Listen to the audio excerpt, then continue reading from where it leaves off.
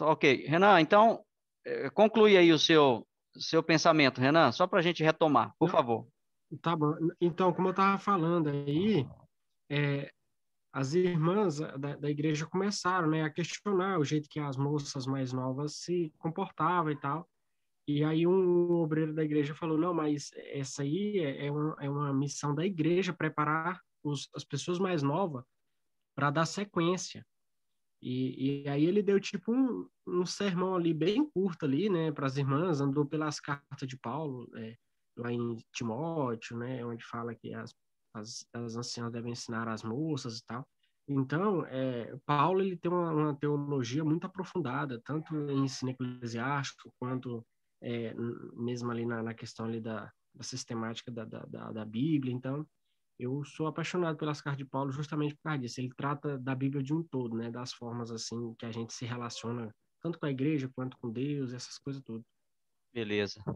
É isso aí. Então, só para vocês terem uma ideia da importância a importância do Novo Testamento, né, como um todo, né? Então, a igreja ela tem muito subsídio, né, digamos assim, teológico para tratar dos problemas práticos, né, da comunidade, os problemas do dia a dia. A igreja tem esse subsídio. E ela encontra isso no Novo Testamento, né, na palavra de Deus como um todo, principalmente no Novo Testamento. Porque daí, o que eu quero falar para vocês, que daí a gente sai do ambiente judaico. Porque hoje a grande questão é que as pessoas querem usar os costumes judaicos, querem usar as escrituras judaicas para resolver problemas da igreja gentílica, né? Então, assim, eu sempre bato na tecla, nós temos a escritura para a igreja do Novo Testamento. Nós temos o Novo Testamento como escritura. Com isso, eu não quero dizer que a igreja não possa usar o Antigo Testamento como até como base, né, da nossa teologia, mas nós temos a teologia do Novo Testamento, a teologia da igreja. Só vocês olharem para como Paulo tratou das igrejas gentílicas, percebam lá, Paulo em momento nenhum vai usar o Antigo Testamento. É claro que lá no Antigo Testamento existem os princípios, né? O princípio da santidade, o princípio do respeito, o princípio do temor a Deus. Isso aí não deixou de existir.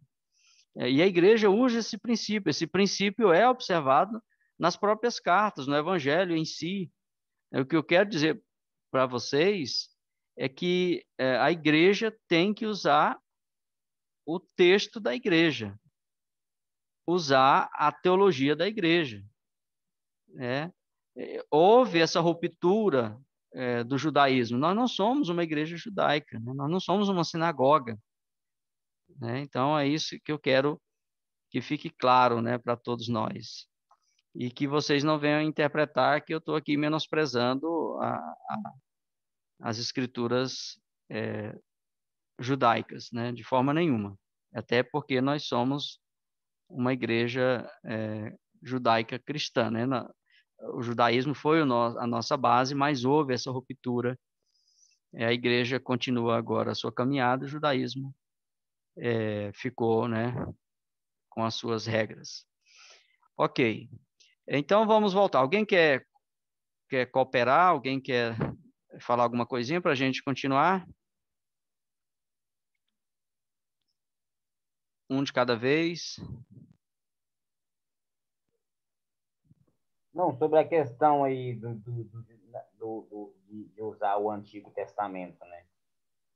Não, não, lógico é que a gente não,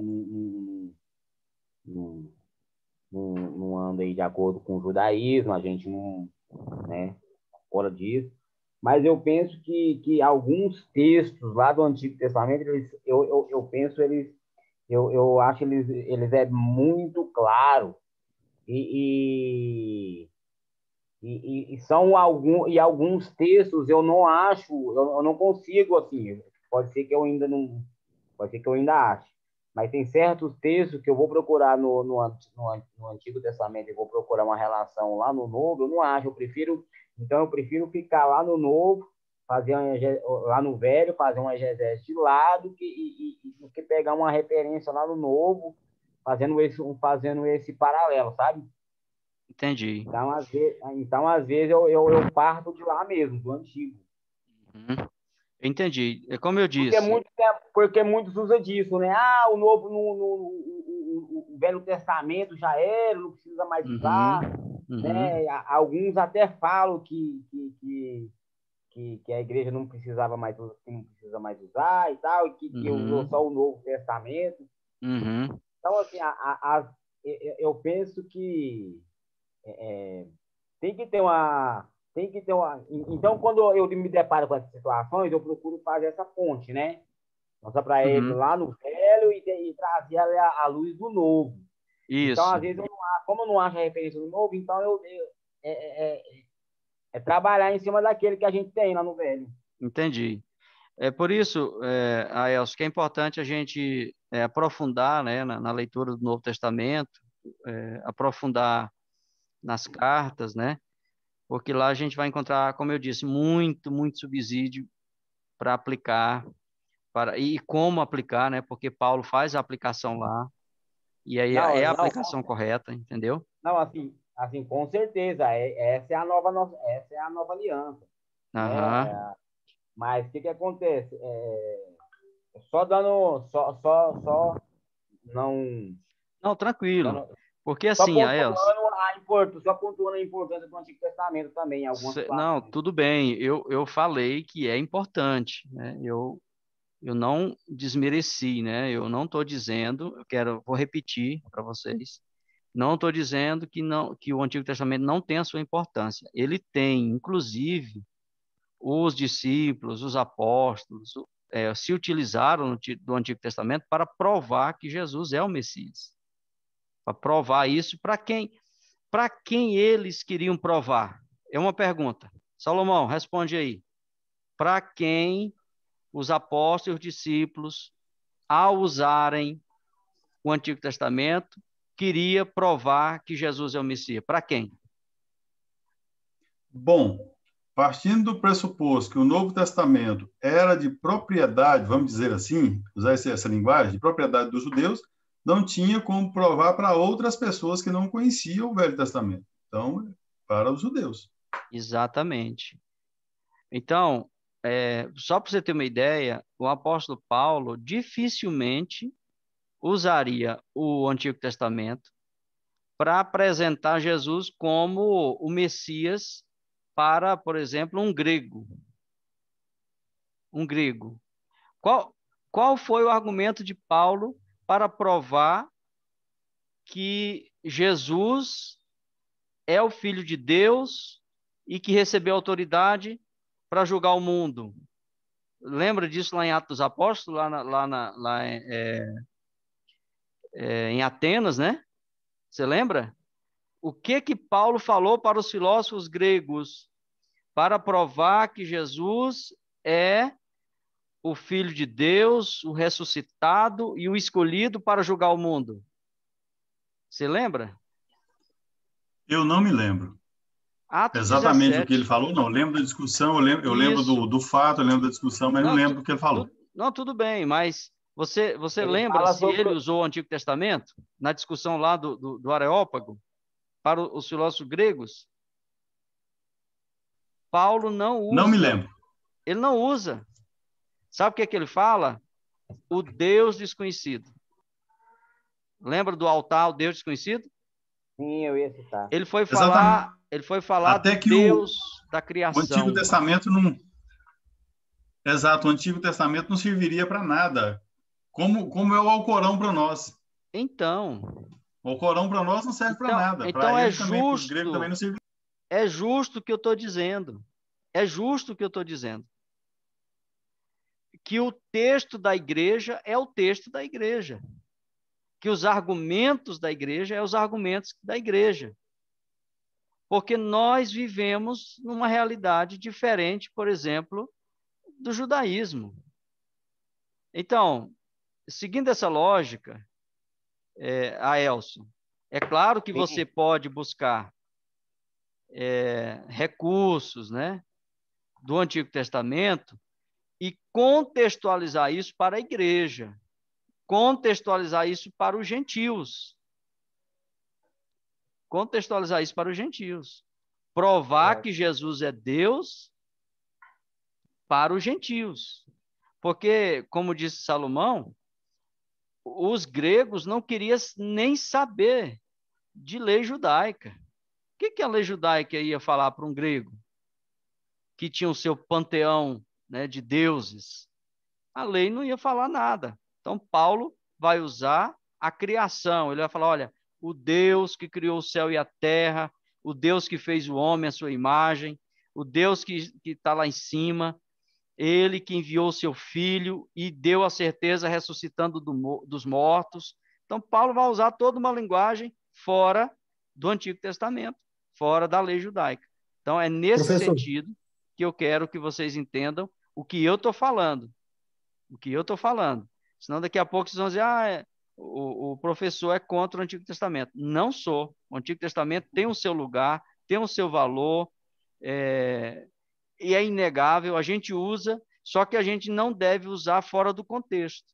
O grande problema dos pregadores é que eles não têm, a grande maioria, não tem o argumento para os gentios e fica aí preso no Antigo Testamento como se todos nós fôssemos uma comunidade judaica. Entenderam? Não faz a contextualização. Eu estou até entrando aqui numa disciplina que é a homilética. Eu não quero nem entrar nisso, né? Na questão da pregação. Não quero nem entrar nisso. Mas, infelizmente, a gente é o que vê, né? É o Leandro que quer falar. Isso. Professor, o senhor disse que Paulo não citou o Antigo Testamento lá no Areópago. Porém, olhando o texto, a gente não consegue ver diretamente que ele citou o Antigo Testamento. Porque ele cita uma passagem de Deuteronômio 32:8, quando ele vai dizer assim, no versículo 26, de um só homem fez todas as nações para habitarem sobre a face da terra, havendo fixado os tempos brevemente estabelecidos e os limites da sua habitação. Essa é uma citação, não que seja diretamente, mas está incluso lá em Deuteronômio 32:8.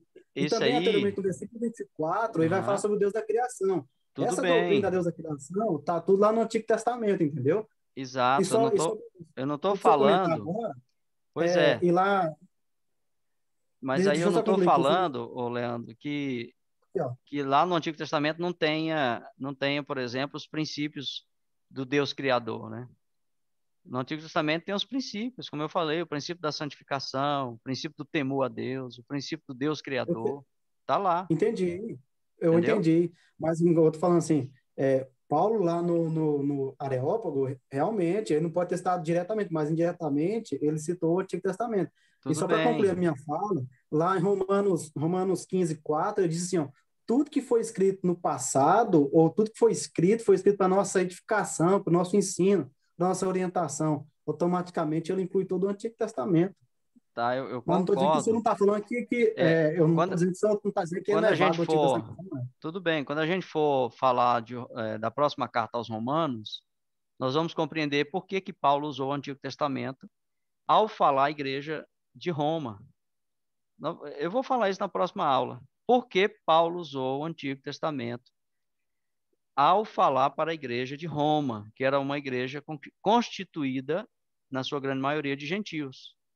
Não tem problema, a gente vai tocar nesse assunto, sem problema. Mas vamos lá, pessoal, eu preciso agora dar uma aceleradinha, já tem 15 minutos de aula, daqui a pouquinho esse vídeo vai encerrar. Vamos lá, vamos voltar aqui, rapidinho, tá? Depois eu distribuo oportunidades para vocês. Vamos lá, voltar aqui. Então, nós paramos aqui nesse slide, ó. Né? Qual era a visão que Paulo tinha dele mesmo e qual era a visão que a igreja tinha de Paulo. Como que a igreja enxergava Paulo. Então, alguns da igreja estavam enxergando Paulo como alguém que era uma minoria, né? Alguém que era um fracassado, que não era um bom líder, e etc, etc. E como que Paulo se vê? Paulo vai reafirmar o seu ministério, né? Vai reafirmar a sua chamada, vai reafirmar a sua autoridade. Então, vamos falar um pouquinho sobre a visita dolorosa, né? Paulo sentir a necessidade de fazer uma visita dolorosa, é aquela visita rápida que Reio se refere, uma visita dolorosa a Corinto, dolorosa por causa das relações tensas na época, né, entre Paulo e alguns crentes dali. Tal visita não foi registrada por Lucas, como eu disse lá no slide anterior, e pode ser deduzida a partir do trecho da 2 Coríntios 12, 14, 13, 1 e 2. Então, esse trecho aqui é de onde se deduz que Paulo fez uma visita rápida e que Lucas não registrou essa visita lá em Atos dos Apóstolos. Tá. Então, a igreja de Corinto apresentava alguns problemas, como eu disse para vocês, né? Lá tinha o partidarismo, lá tinha divisões, dissensões, né? E outros problemas que encontrava-se naquela igreja que estava atrapalhando ali o andamento da obra de Deus ali naquele lugar, né? Naquela comunidade. A carta triste que foi perdida. Tá. Em sua breve visita dolorosa, Paulo não alcançou êxito em sua tentativa de trazer a igreja de volta a uma conduta reta. Ou seja, Paulo aquela visita que ele foi lá, ele não teve êxito. Ao retornar a Éfeso, ele enviou a carta triste, agora perdida, e que, a princípio, ele se lamentava por ter enviado, né, a mesma carta. Esta é a segunda carta perdida. Vamos recapitular. A primeira carta perdida, nós encontramos o registro dela na primeira carta aos Coríntios. Eu não sei se vocês se lembram, eu falei lá que, na verdade, a primeira carta de Paulo aos Coríntios não era a primeira, mas era a segunda. Quem lembra disso? Que eu falei na aula passada. Lembra? Eu lembro disso. Então, por que a primeira não era a primeira e sim a segunda? Porque tinha uma carta perdida, que foi a primeira carta perdida, onde Paulo diz assim, ó, já por carta vos tenho advertido, né, que não se junteis com os ímpios. Aí Paulo fala, eu já escrevi isso, mas agora eu repito. Ele repetiu isso lá na primeira carta aos Coríntios, porque a primeira carta foi perdida, né? Primeira vez que ele falou isso. A segunda carta perdida é essa carta triste, que Paulo vai dizer que se arrependeu de ter escrito essa carta à igreja de Corinto. Então, essa carta também, ela se perdeu, ela não entrou no cânon. Então, nós temos duas cartas perdidas, né? A primeira, onde Paulo falou, ele falou, olha, já por carta vos tenho falado isso, e a gente não sabe que carta foi essa, então, essa carta, logicamente, naturalmente, foi perdida. E essa segunda carta, que é a carta triste, que Paulo se refere, e essa carta foi devido a uma visita rápida, que o Gandhi vai falar que foi uma visita dolorosa, porque Paulo foi pessoalmente até Corinto para resolver aqueles problemas de briga, de contenda, né, de rejeição à pessoa dele, e ele volta, ele retorna a Éfeso e escreve essa carta triste, e essa carta também se perde. E eu me lembro agora, aqui tem uma foto aqui de um ator, né, de cinema, e ao fundo ali, Corinto, né, naquela montanha lá. E aí eu me lembrei de um trecho, até coloquei aqui para vocês, que parece muito com a linguagem de Paulo, né? Olha só o que o escritor aos Hebreus falou. Obedeçam seus líderes e façam o que disserem. O trabalho deles é cuidar de sua alma e disso prestarão contas. Deem-lhes motivo para trabalhar com alegria e não com tristeza, pois isso certamente não beneficiaria vocês, né? Então, olha só como essa linguagem aqui parece com Paulo, né? Aqui já é o finalzinho da carta aos Hebreus, e aqui é uma recomendação para que a comunidade ali, né, para a qual a carta foi escrita aos hebreus, elas obedecessem os seus líderes e que não fizesse com que os seus líderes se entristecessem, né? Então, aqui eu recordei da tristeza que Paulo estava sentindo em relação à comunidade de Corinto, né?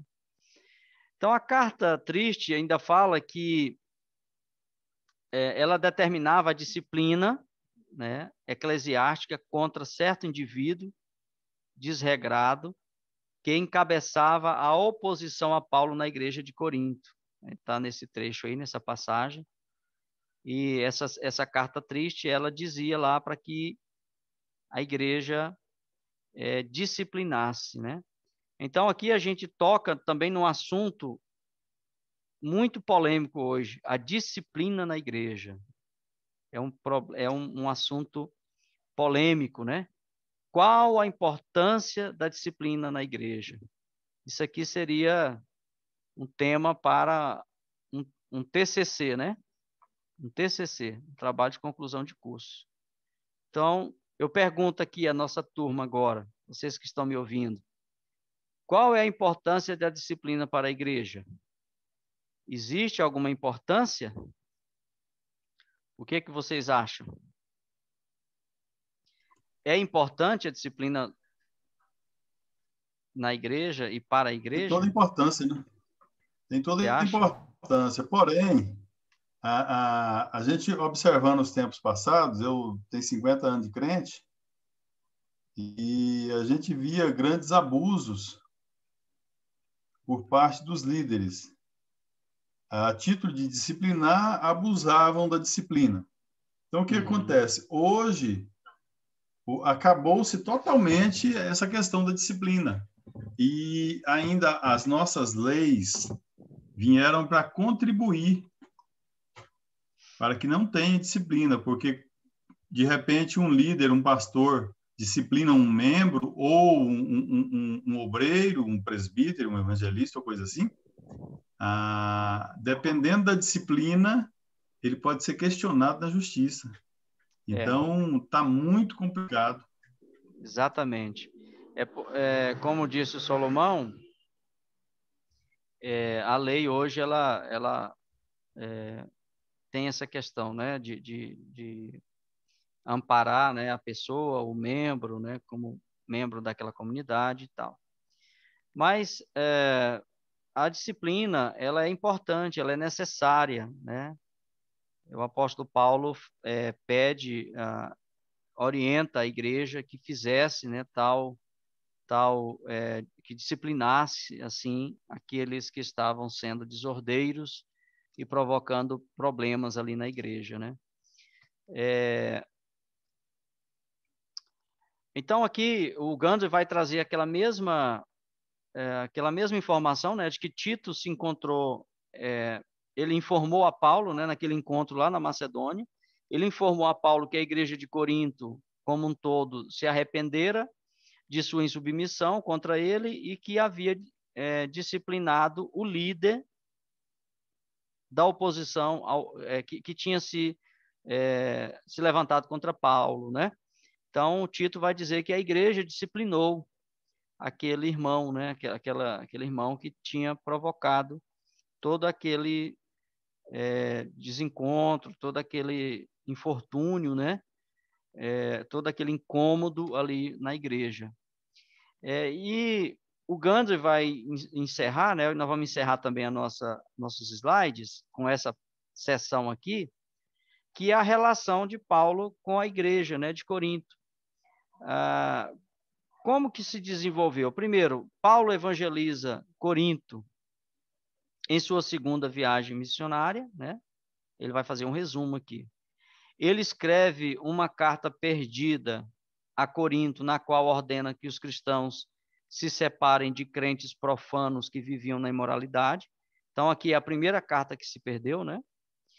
Depois, ele escreve primeira aos Coríntios em Éfeso, durante sua terceira viagem missionária.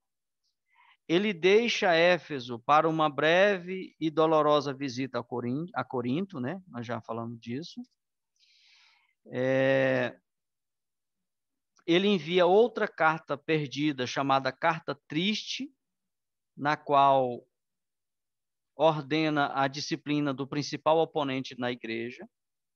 Deixa Éfeso, passa por Troade e finalmente encontra Tito na Macedônia com notícias de Corinto, que se arrependeu e se submeteu à autoridade de Paulo.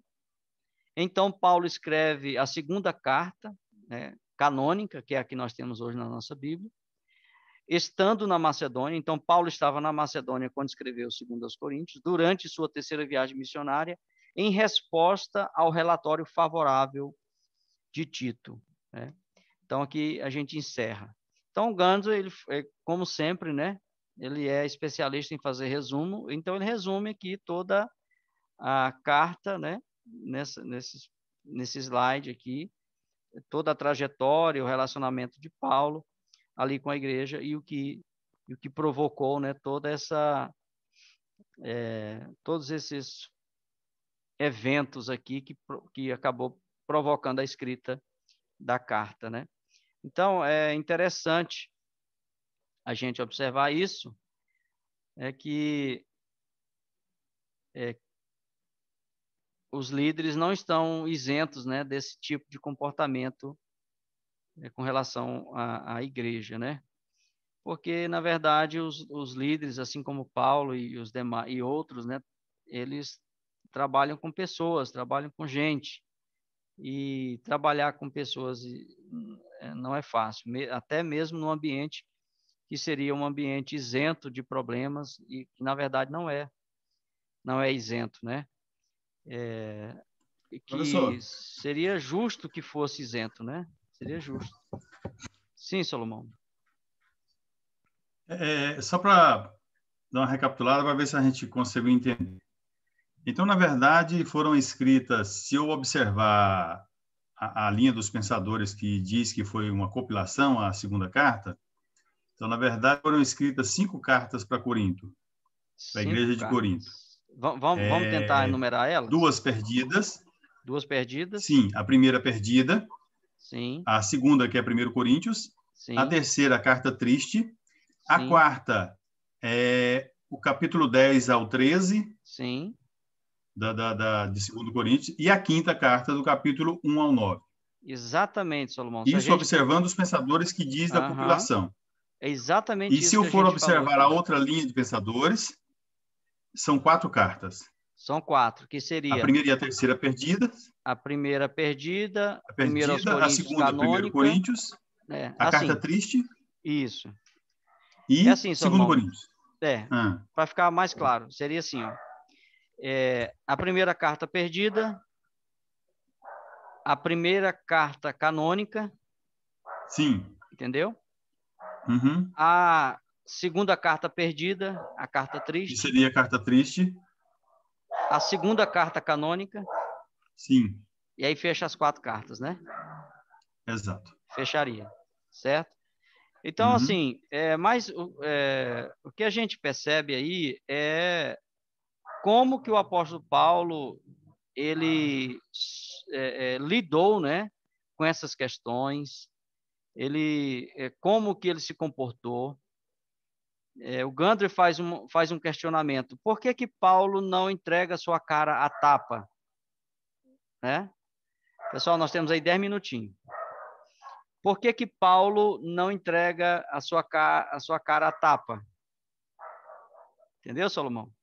Por que Paulo não... por que Paulo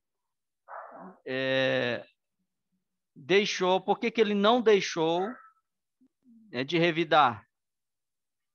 Ele poderia ter deixado de revidar, né? Ele poderia ter ficado quieto, poderia ter aceitado a afronta, ele poderia ter sofrido dano. Ele não desiste de Corinto de jeito nenhum. Para ele escrever 4 quartas ou 5, ele não desiste de maneira nenhuma. Exatamente. Agora, pessoal, é o seguinte, é fácil a gente questionar, né? Por que Paulo não entrega a outra face, né? Quando Jesus fala, se alguém te bater numa face, oferece a outra. Por que Paulo não oferece a outra face diante dessa situação? Porque é o seguinte, pessoal, como se alguém tivesse, como se alguém, né, um terceiro tivesse entrando na sua família para desestruturar a sua família. Você ia ficar esperando a coisa acontecer? Porque Paulo considera as igrejas que ele fundou, quando você lê lá em Tessalonicenses, você vê que Paulo vai dizer que ele cuidou dos irmãos, cuidou da igreja como uma mãe cuida do filho, como um pai cuida do filho. Então, Paulo tinha os irmãos ali da igreja, daquelas comunidades, como seus filhos. Ele, como o Salomão disse aí muito bem, jamais Paulo ia deixar todo o seu trabalho ir de água abaixo, entendeu? Então, Paulo naturalmente defende o seu ministério, defende a sua integridade, a sua honestidade, vai explicar à igreja lá como que ele viveu. Todo mundo conheceu Paulo. Paulo vai falar que os irmãos eram uma carta lida, né? Que Paulo não precisava de carta de recomendação, porque a própria igreja de Corinto era a carta de Paulo. Era o trabalho do seu ministério, era o resultado do seu trabalho. Então, os falsos apóstolos ali que se levantavam, querendo ser líder, dizendo que Paulo era um fracassado, que Paulo era um fracote, Paulo vai dizer que não, que a igreja de Corinto, na verdade, era o resultado do trabalho dele. E ele tinha aqueles irmãos ali como irmãos, como filhos, como filhas. Então, Paulo, ele faz de tudo, né? Ele não desiste mesmo ali da igreja de Corinto, né? Ele chama os irmãos de irmãos amados, irmãos, igreja do Senhor, irmãos resgatados. Então, é diferente, irmãos, quando eu não sei se vocês já passaram por essa experiência de fundar uma igreja, de ter ali pessoas convertidas, né? Quem já passou por essa experiência sabe que a pessoa, ela se torna pai espiritual, né? Ali daqueles irmãos, aqueles irmãos que se converteram através da pregação, que foram discipulados, que foram formados por aquele líder, por aquele pastor, por aquele missionário. Aquele missionário, aquele líder, aquele pastor, ele se sente como pai daquela comunidade. Ele sente dor por aquela comunidade. É um relacionamento mesmo como um relacionamento de parente mesmo, de sangue, quase de sangue mesmo. A pessoa sente dor, a pessoa perde sono, a pessoa se preocupa com o bem-estar daquele novo convertido, a pessoa fica preocupada se aquele novo convertido está sendo alimentado pela palavra de Deus, se ele está sendo edificado, e etc. Entendeu? Então, esse é o sentimento de Paulo. É esse sentimento como quem tivesse dado luz mesmo, a luz àqueles irmãos, né? Como se fosse mãe, como se fosse pai. Então, isso é muito importante a gente perceber isso. É totalmente diferente. Jesus disse que aquele que não é o pastor das ovelhas, quando vê que o lobo vem, ele larga as ovelhas e foge. Por que Paulo não foge? Porque ele é o pastor da igreja. Ele é o fundador daquela comunidade. Ali é suor dele, é lágrima dele. É o trabalho dele. Tem uma carta, não sei se é aos Coríntios, ele falou, olha, eu temo que eu tenha trabalhado em vão, né? Eu não sei se ele fala isso à igreja de Tessalônica ou à igreja aos Gálatas. Ele estava dizendo, olha, tomara que eu não tenha trabalhado em vão, né? Porque os irmãos estavam voltando, estavam querendo voltar à velha vida, né? Querendo abandonar a fé. Então, você percebe o cuidado de Paulo. Paulo realmente um verdadeiro líder, né? Um verdadeiro pastor, um verdadeiro apóstolo dos gentios, né? Então, graças a Deus pela vida dele. Não é à toa que ele diz, sede meus imitadores como eu sou de Cristo. Pessoal, estou olhando aqui, é o tempo ali que já está... Eu tenho 4 Professor, minutinhos. Sim. Eu quero te fazer uma pergunta, mas dessa aula não. Sim.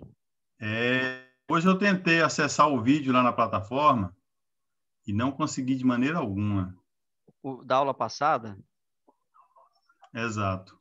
Solomão, você acredita que eu fui subir o vídeo hoje, da aula passada, os 2 vídeos? Aconteceu o seguinte, como eu estava na casa do meu pai, eu estava com o laptop lá. E aqueles vídeos foram gravados aqui em casa, no computador de mesa. E eles ficaram aqui. Então, hoje que eu vim para cá, na verdade eu vim ontem na casa do meu pai, desde ontem que eu estou aqui, agora eu estou em casa, e aí hoje que eu fui subir os vídeos aqui para o YouTube e colocar o link lá na plataforma. Então, se você for lá, você vai perceber que você já encontra ele lá. O Kaique também olhou lá mais cedo, não tinha achado o exercício, né, Kaique? Não sei se você voltou lá, eu coloquei também os exercícios da aula passada. Então, coloquei lá. Tá ok. Tá ok. Eu vou olhar de novo. Tá. E me diz aí como é que tá a mãe, como é que tá sua mãe? Melhorou? Ela ainda está causando preocupações, porque o problema da minha mãe não é só o Covid, né? Não é só a Covid. O problema dela também é a questão ela tem Alzheimer e o vírus intensificou, né? Ele atacou exatamente essa enfermidade dela. E daí isso tem dificultado a minha mãe retornar da intubação. Os médicos querem desentubar a minha mãe, quer voltar, mas o Alzheimer está atrapalhando esse processo. Então, peço oração a vocês, se vocês puderem me ajudar nesse ponto, para que minha mãe venha, para que o Alzheimer venha dar uma trégua lá para ela, que Deus conceda lá uma trégua, para que os médicos venham desentubá-la. Já tá na hora, o médico falou que já está no momento certo, mas devido a esse problema, ela está entubada ainda. E eu estou orando, estou naquela angústia, sabe? Aquela angústia e querendo que ela saia É só logo. oração mesmo. Graças a Deus, meu irmão deve sair do hospital. Ele saiu da UTI, foi para a enfermaria. Pois E a é, que proposta do bênção, né? médico é que provavelmente ele sai esse final de semana e ele deixa o hospital. A minha Graças a mãe, como eu te Deus. disse também, que estava cometido, Aham. ela está bem melhor. Hoje eu fui visitar, ela está bem melhor. Graças a Então, graças a Deus. Deus, está tudo bem. Eu fico feliz por Deus ter me atendido. Amém. Graças a Deus, viu, Salomão? Graças a Deus. Que bênção, né? A gente fica aliviado. Então é isso, pessoal. Muito obrigado. Eu deixei lá na aula de hoje as questões. São 2 questões. Uma é sobre isso que nós falamos aqui, a defesa de Paulo. E outra é sobre a oferta, né? A oferta. Eu coloquei as questões, eu estou tentando colocar o texto lá de Gandhi, né? Eu fiz aqui uma cópia, mas o texto não ficou muito legal, mas é a única coisa que eu tenho. Vou mandar no grupo do WhatsApp o texto, para vocês lerem o texto e responder as questões que estão lá no exercício, tá? Nós temos menos de 1 minuto, está encerrando. Muito obrigado pela participação de todos. Espero que vocês tenham aí uma ótima semana, tá? Um ótimo final de semana. E que não esqueçam de responder os questionários, tá bom? Não deixe para a Amém, última professor. hora, que os questionários ajudam na N1, tá? Vai fazer parte da nota, tá bom? Muito obrigado e uma boa noite para todos. Bom descanso.